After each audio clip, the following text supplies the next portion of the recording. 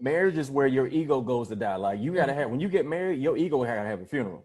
Like completely. If you want your relationship to work, because all the things you built your life around when you were single don't work when you're married. Again, like I know we're taught and teaching Black women, you know, be strong and independent, the feminist movement. It's really great when you're single, but when you're married, ego is necessary when you're worried about gender roles. But when you put your ego aside, whoever's good at whatever, that's your job in the house. If you're better at finances and I'm not, it ain't the man should be or the woman should be. Like, no, you put that aside, and whoever's better at whatever, that's their job in the household. Also, I was going to say, for the single people, marriage will make you deal with everything you're running from in your singleness.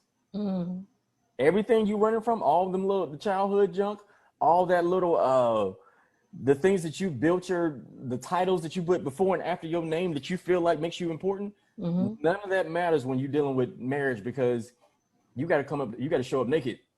You naked with your luggage in your hand. And the goal is both of y'all to unpack y'all luggage and be naked at the same time, if that makes any sense. Yes. So instead of don't yell at me because I'm a man, hey, please don't yell at me, because I told my lady this. I was like, yo, you can't yell at me, because when you yell at me, it reminds me of my childhood. And when I don't feel heard, that's a problem for me. I learned that in therapy. I said, when I don't feel heard, that's a problem for me. And I'll have to protect myself, and I can't protect you. I can't protect you and protect myself at the same time. So my goal is to come home and be naked so I don't have to protect myself and have my guard up while I'm at the house. So in order to get the best version of me, if you want something from me, don't yell at me. Tell me what you got to tell me, and my heart will always listen to you and adjust, because I don't, you know, you as a man, you got to get rid of your pride and ego when you're arguing with your lady. Like, look, I made a mistake and I'm sorry, but don't yell at me while you're trying to make your point, because I can't be my best self, because I can't see past my own childhood, because right now you're yelling at me and it don't make me feel good. So if you want the best version of me, you got to talk to me like a partner, not like your son. You know what I'm saying? Right.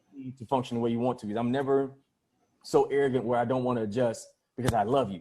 But you got to understand that. And that stuff you brought from your childhood, you can't bring that here and yell at me and think I'm supposed to adjust like that, because certain things you say to somebody you care about, you're not going to get them back. In the streets, you can yell at somebody, but don't do that to me, because I need to feel love. And my job is, even though I'm a clean comedian and I communicate for a living, I'm not going to yell at you, even when I'm upset, because I want that to be the standard in my household. So even when our kids see us argue, you don't see mommy and daddy have a disagreement and lay in the same bed and kiss each other, because we don't have to go to 10 to get our point across, because that's important, because kids don't have a secret. That's more important than telling them what they should do. They need to see it. Right.